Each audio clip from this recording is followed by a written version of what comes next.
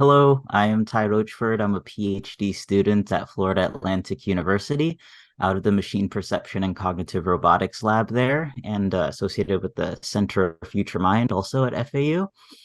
And this is my talk, my first talk ever on my stuff that I'm working on for my thesis, uh, existence as the controlled variable, where I'll be talking about my framework, which I call InSol, which is about, in like perceptual control theory terms, I guess, studying and generating natural control systems. So I'm going to kind of go through this really quickly because I think the majority of you here are kind of really, you understand what a natural control system is. But yeah, there's been a bunch of different metaphorical lenses that people have used to view organisms. People thought maybe like a vital force or anima, something like this back in the day. Also, humors, the idea that fluids like bile, blood, and all these other things need to be kept into balance. And then we kind of moved on to like a mechanical clockwork version of how organisms are powered or driven, what's inside of them.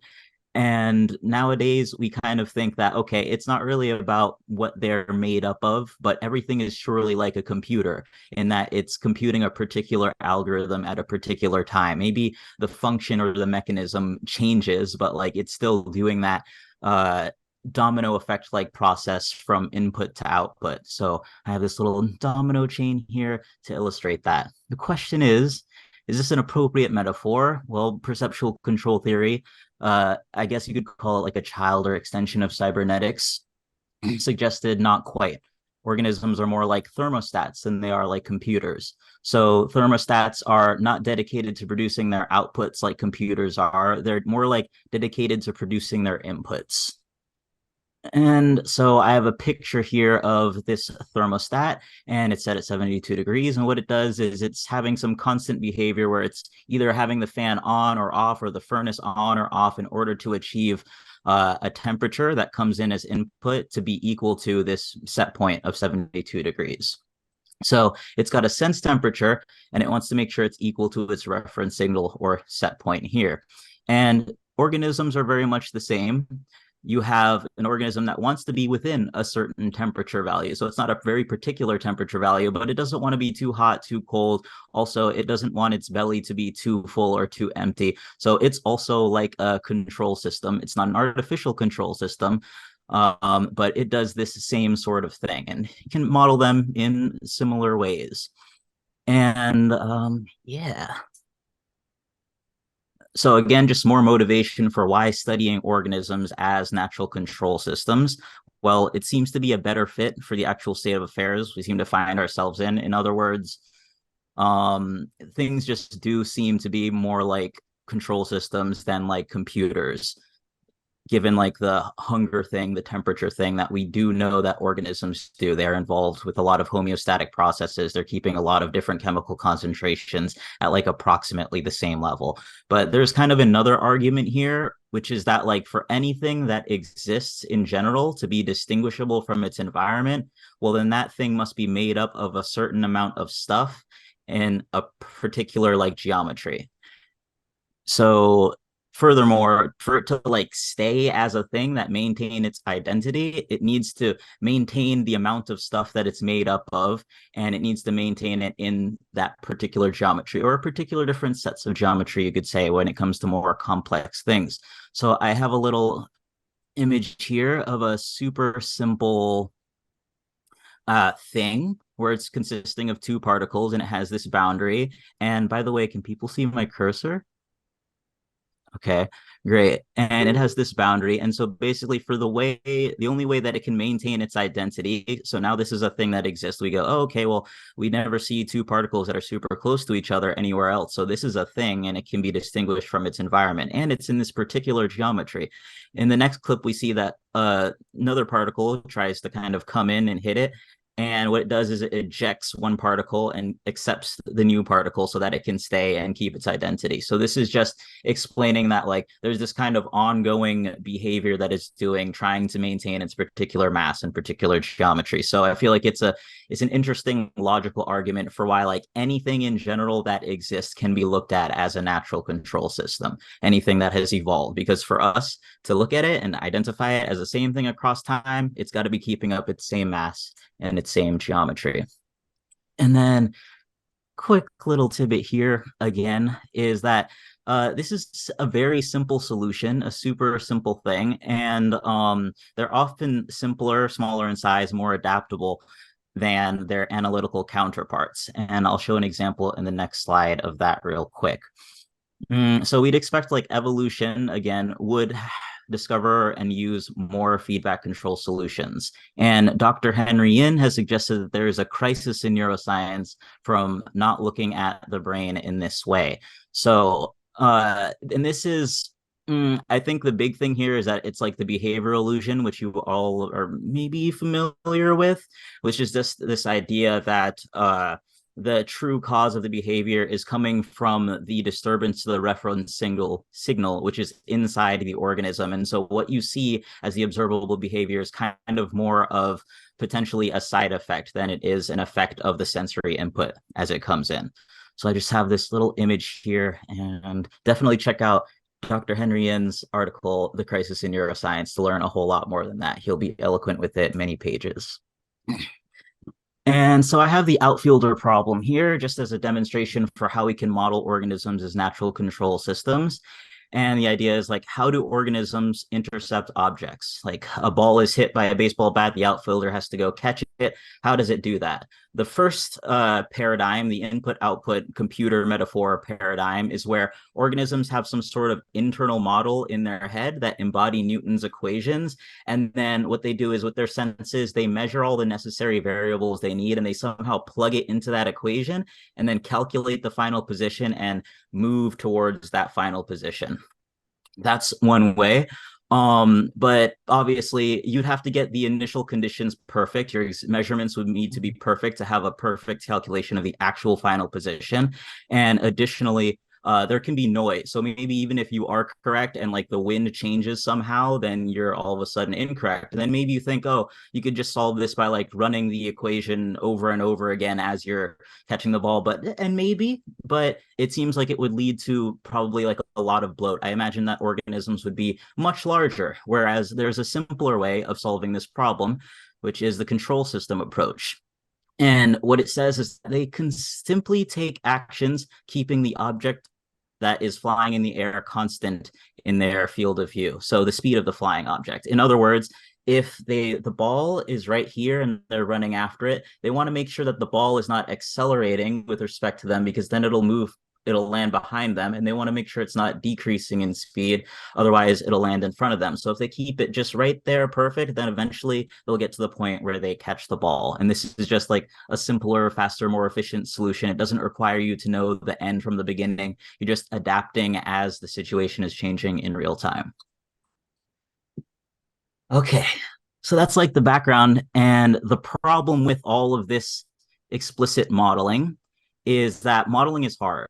It just isn't clear. Like, even if you're going for the computer things and you're asking, okay, what algorithms is this thing running? Or instead, maybe what variables is this thing controlling? Either way, it's really hard to come up with a model that actually replicates the behavior. And it's also difficult to understand what level of detail should be added to the model. And if you're not modeling at the most detailed level, then how do you model at a more abstract level and still get that same sort of behavior?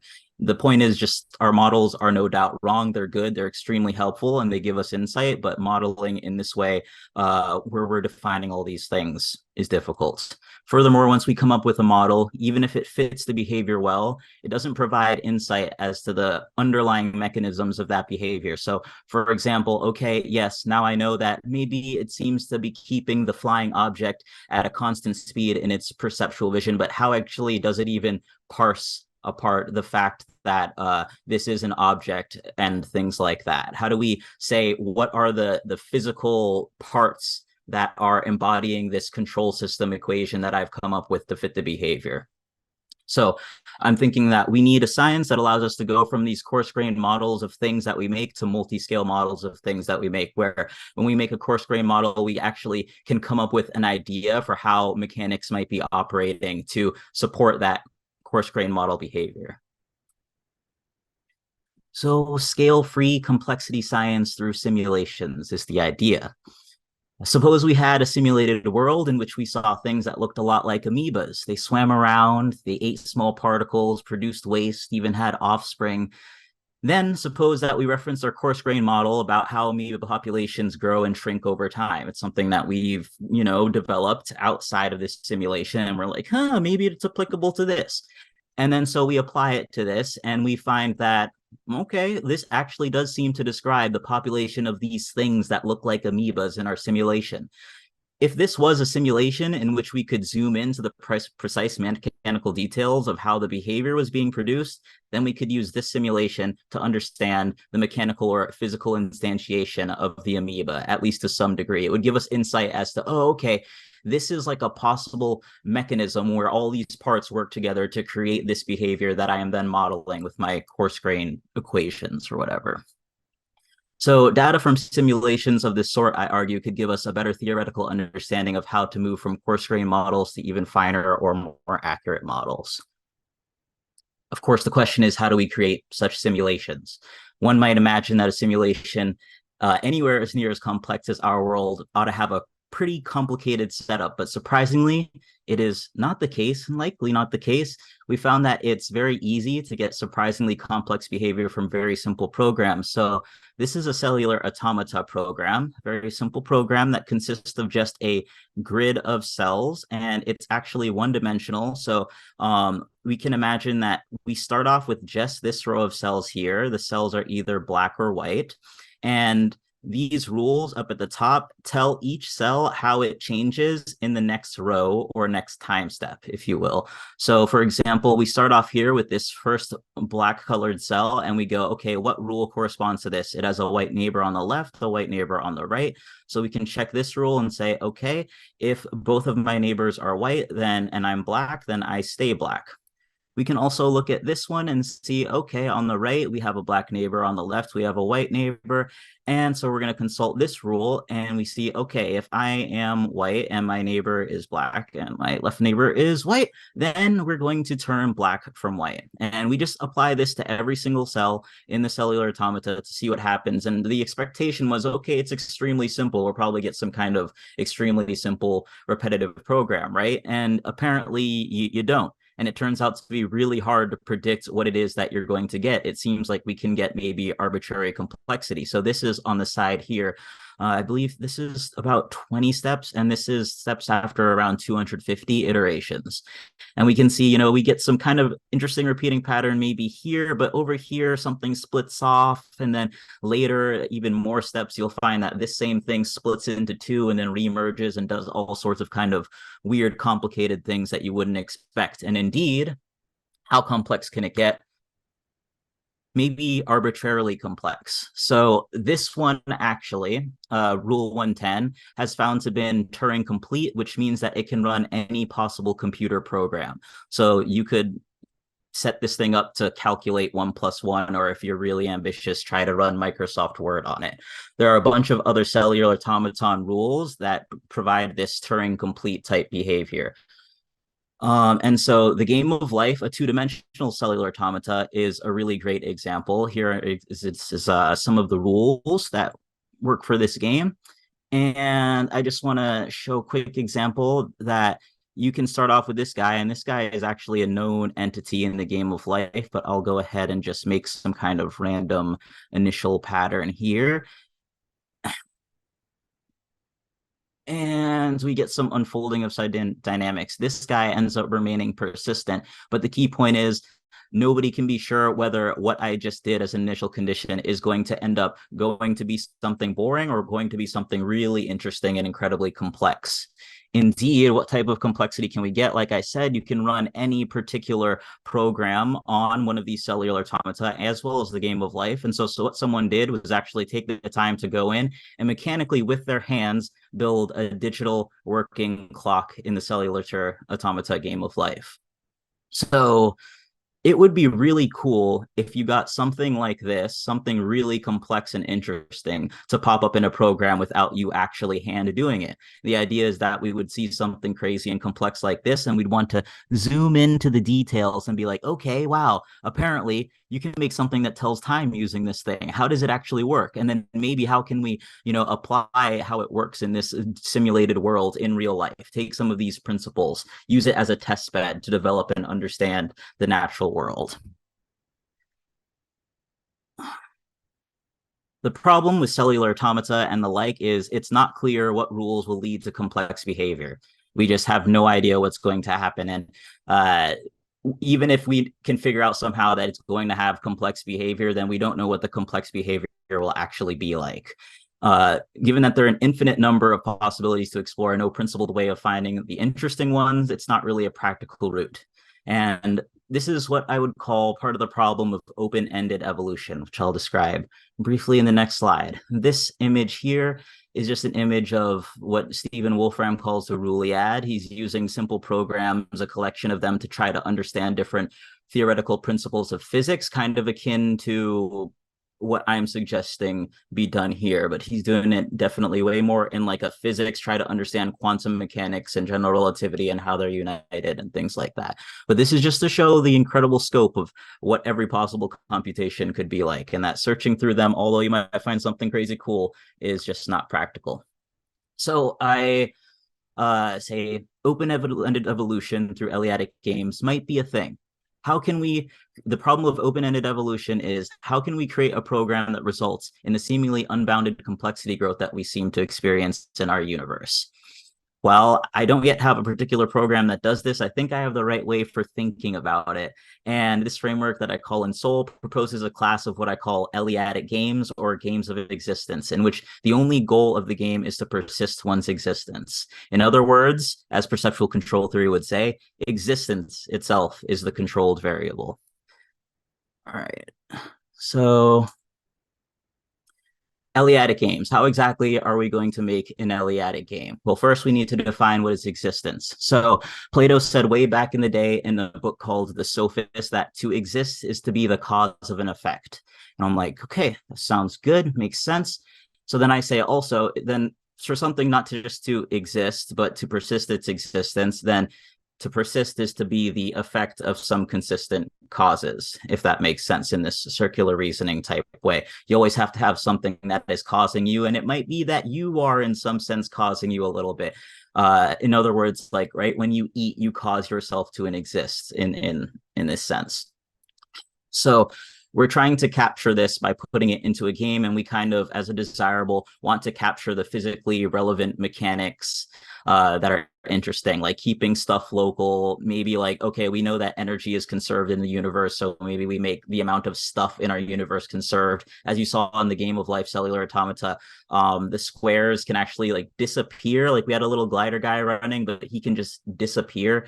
It would be nice to make sure that all this stuff can't just disappear. It can become in different configurations, but can't just disappear.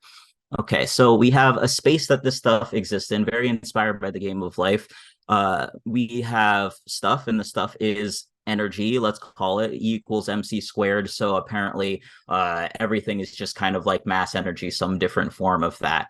And we have spatial partitions, and we need to have a mechanics of cause and effect. Like, so I say to exist is to be the cause and effect, to persist is to be the effect of some persistent causes. But what exactly does that mean? Well, we provide this little world here, and we basically say that the motion of energy must be local. And I'll show an example of that right now. So this is kind of how you play the Game of Life. I have a demo here, which I'm just going to kind of skip to and show real quick, or the Game of Existence. And so what you do is to make everything local is I say, all right, a cause and effect in this scenario would probably be the movement of energy, right? When something changes state. So when energy moves from one spatial partition to another spatial partition, we call that a cause and effect. If I was just to draw an arrow here, then only what we would see is just an effect. We would just see the energy moving, and we'd have nothing to point to say why it's moving. So we have to actually do another rule in the creation of our effect, and we say that it takes energy to move energy. So I'm going to say that this is the energy source. That's going to move energy from here to here. I'm going to click that. It's going to send a little energy particle there. And then it's going to just move energy from here to here. Now, eventually, if I add more so that the force is stronger and it's moving more energy from that spot, we're going to see that this will eventually become empty and this bar will disappear and the energy that was responsible for that movement dissipates. And so the idea is, all right, now I've just kind of lost the game of existence. I'm no longer causing an effect. So how can I continue to cause effects? Well, it would be probably something like if I go ahead and make a loop like this would certainly help to persist my existence. Now, depending on the rules of the game and how hard it is to move energy from one spatial partition to another, maybe this configuration works, maybe it doesn't. In any case, we're going to want a way to kind of like make it such that players don't cheat by just making a thing that persists forever and are like, yep, all right, I am winning. There is, in fact, no way to win the game of existence, but there is a way to increase your score. And so the way that I plan to do that is by using a combination of the information theory of individuality and assembly theory. So if I just go from here and skip over to here, this is all the possible ways that you can make moves within this little space that I showed you. And this is just the starting space. And this is just the starting space. And we can imagine that there could be a thing right here and there could be another thing right here, and maybe they're interacting. Or let's say in general that all of these squares they should be considered individuals. We shouldn't consider the whole thing as an individual. The question is, if things interact, and they must interact by touching, like we're by causing an effect onto each other, like they have to be in some kind of causal relationship, then how do we actually parse out different things? We take this for granted right now in our science, where we look at all these different things and we assume this is the best way to kind of be looking at things and approaching things and taking actions. But it may not be the case. So I'm looking into the information theory of individuality, which says that basically a thing is a thing if it's persisting itself through time, and it depends on the amount of mutual information that is being shared between these things. And it's just a very interesting, cool thing I don't have time to get into full depth in right now, but it will allow you to identify individuals within your crazy causal network graph that you created to help yourself exist. Not only that, we can then use this thing called assembly theory to essentially quantify the complexity of those things. And so if we know how many things we have and how complex those things are, now we have metrics to actually drive complexity. And of course, the more stuff that appears that you create, the harder the game is going to get.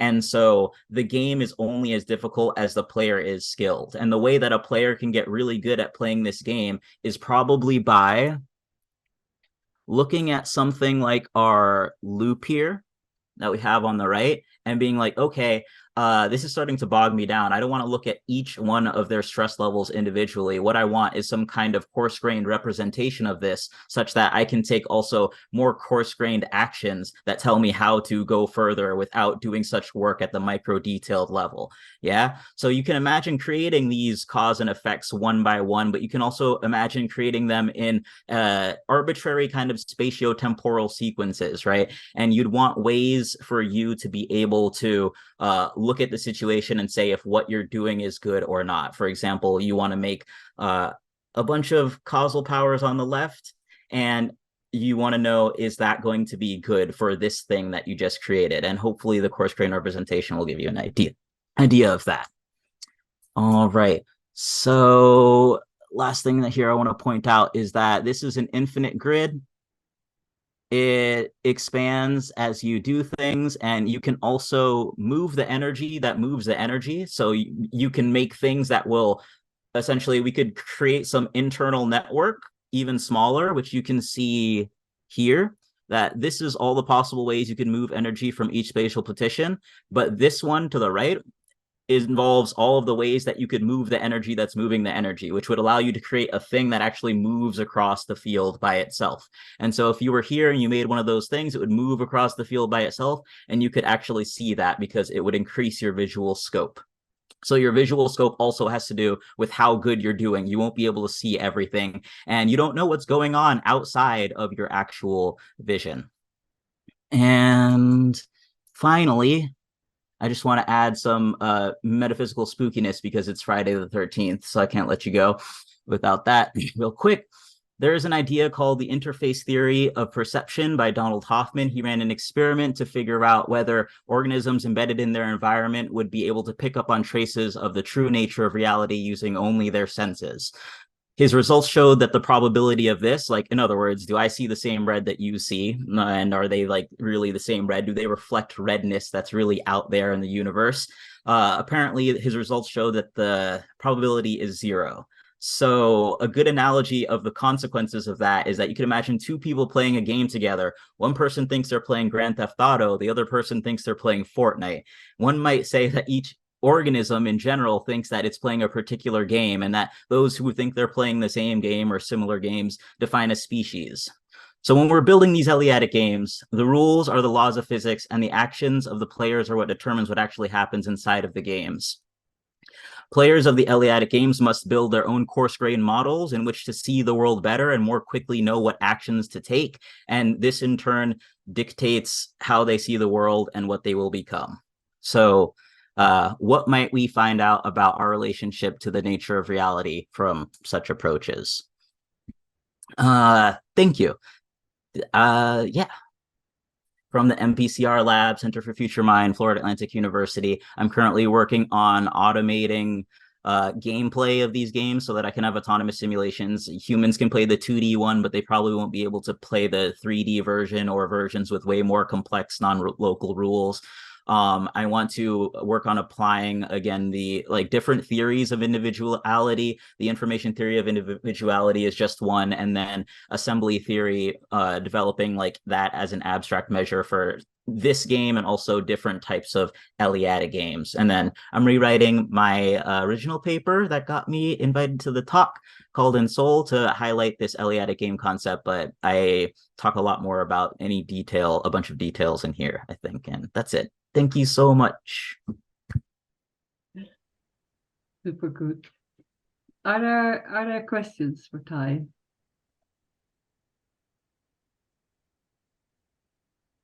I saw Bruce, you shared something in the chat, but it was a direct message you have to share to everyone. And there's a question from Joseph. Yes, that's Bill's paper on the origins of. Oh, you should paste it again. Paste it again? Yeah. I'll chat with you. Joseph, you have a question. Yeah. No, that's all. Yeah, great talk, Ty. That was really interesting. I love how you're hitting all of the biggest questions possible. In the complexity theory approach that you're taking, you're kind of basing a lot on cellular automata and Wolfram's work, and that seems to be grounded in a kind of discrete fabric of space-time and energy flow. It's often the case that a lot of the most powerful control systems are analog and continuous valued. So how do you see that reconciling like this discrete operations in the computation versus like very strong control as far as the emergent autonomy and personal identity? Be interested to hear that. Thanks. Yeah, I think it's okay, I guess, for the same reason that Wolfram maybe thinks it's okay. Well, he thinks that maybe the bottom could simply be discrete. I think it's a bit of a practical thing. We don't have a good way to represent like actually infinite real numbers. And we can always approximate these infinite real numbers with enough discrete stuff. So I'm like more of a practical thing rather than an ontological thing where I'm like, okay, well, I just need enough of it, like numerical methods used to calculate integrals or something like this, continuous things. If you have enough of it, you can approximate the continuous. So, yeah. As long as the universe is computing those integrals, then you're good. Yeah.